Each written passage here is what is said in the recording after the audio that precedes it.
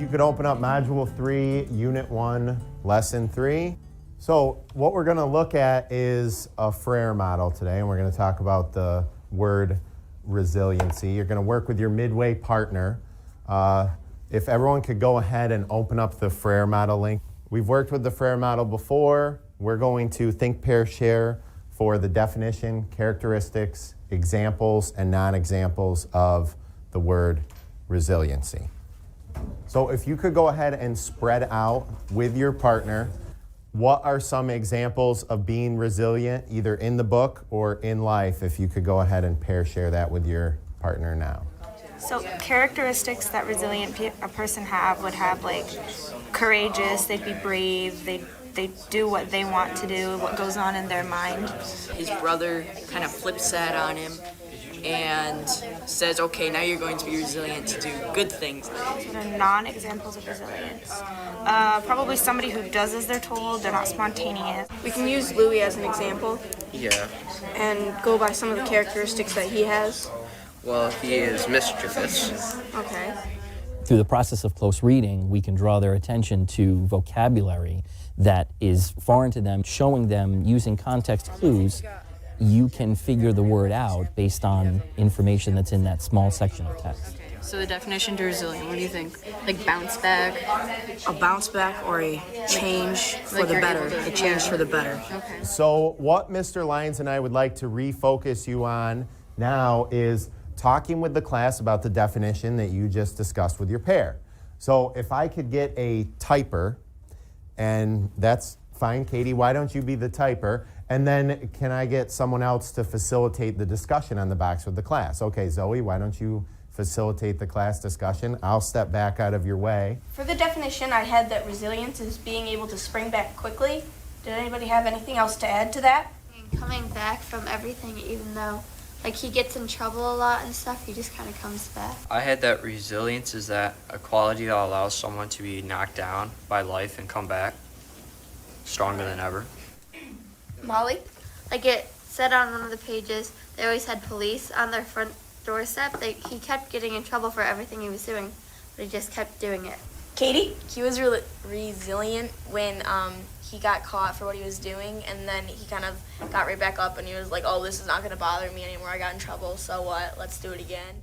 So with your partner, what I'd like you to prepare to do is, if you participated mostly in the discussion and your partner did not participate as much, prep your partner to be the person to represent your pair in the discussion on the characteristics box. Having a temptation of not following the rules. We strategically pair students together based on their abilities. Some students are lacking in certain skills, other students are stronger with certain skills. By putting those students together, our hope is that they will balance each other out with their individual skill sets. So I feel like you always have to have somebody that also puts you down to get back up. Because if you don't have anyone putting you down, you want to have a reason to get back up and keep being resilient. Yeah, you wouldn't really be resilient if You didn't have your own opinion and cared about your own opinion. yeah, and if everybody else thought that what you were doing was the right thing and didn't knock you down. Let's brainstorm, see if we can think of some real-life examples. Okay, and again, remember to speak slowly so Dakota has a chance to type everything in. In To Kill a Mockingbird, Atticus Finch knew that he was going to lose defending Tom Robinson, but he tried anyway.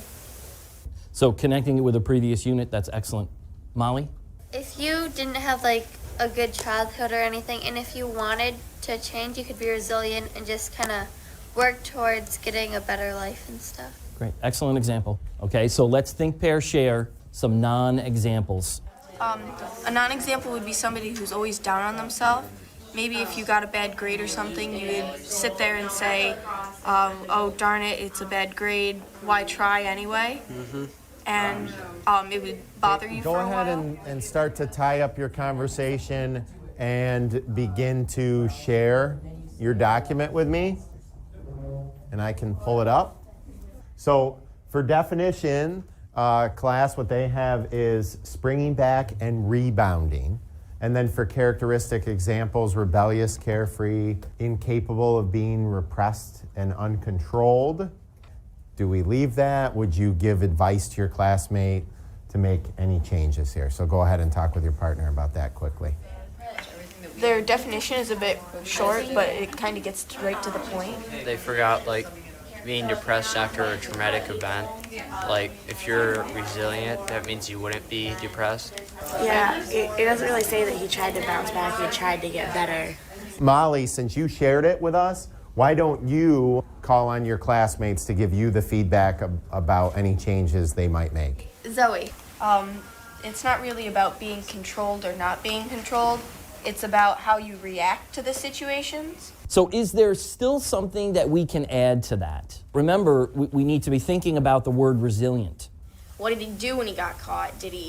What did he do? Did he get right back up, or did he actually listen to it? All right, show of hands real quickly. How comfortable do we feel with, from 1 to 5? Show of hands, how comfortable do we feel with the Frayer model and the idea of resilience?